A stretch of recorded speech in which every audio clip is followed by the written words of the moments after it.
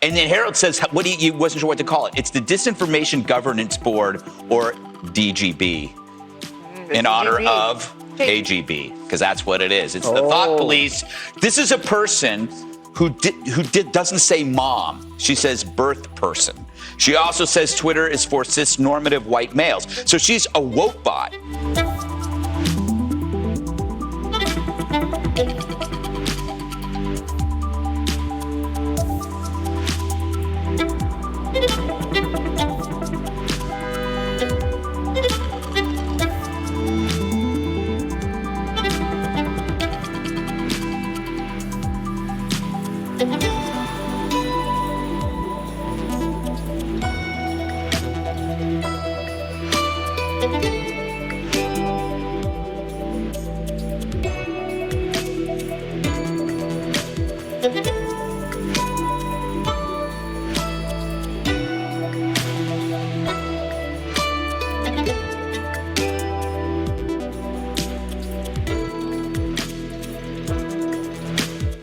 Information laundering is really quite ferocious. It's when a huckster takes some lies and makes them sound precocious by saying them in Congress or a mainstream outlet. So disinformation's origins are slightly less atrocious.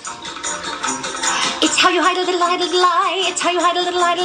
It's how you hide a little lie. When Rudy Giuliani shared that intel from Ukraine, or when TikTok influencers say COVID can cause pain, they're laundering disinfo, and we really should take note and not support their lies with our wallet, voice, or vote. Oh!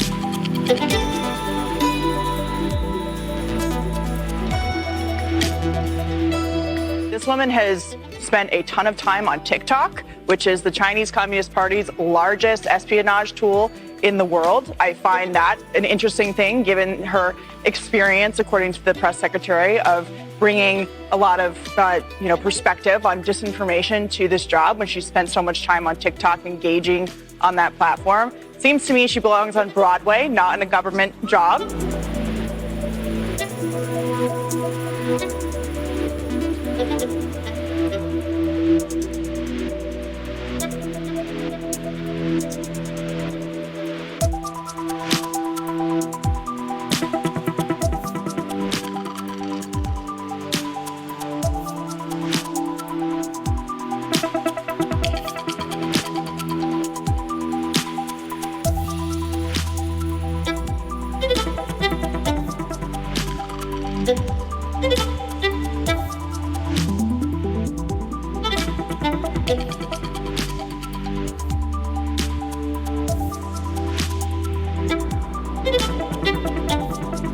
Let me give you a sense of who she is. She's an expert on online disinformation. She was formerly in the Wilson Center's she was formerly a disinformation fellow at the Wilson Center.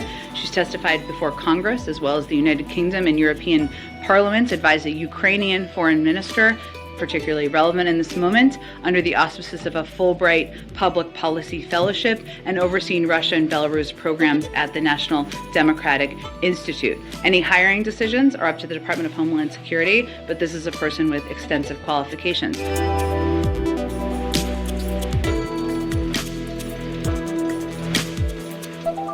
Now, she's not simply a hypocrite. She obviously is, whether she knows it or not. She would be too dim to understand hypocrisy. What she really is, of course, is a heavy for the Democratic Party, and she's done that job flawlessly. Nina Jankowicz, the disinformation hunter, once called the Hunter Biden laptop story, which is entirely true, a, quote, Trump campaign product. In October of 2020, she wrote, quote, voters deserve the context, not a fairy tale about a laptop repair shop. Now, did she give us the context or any countervailing facts? Did she deliver the truth about that story? No, of course not. She just read a bunch of lies somebody handed to her on a card because she's a useful idiot.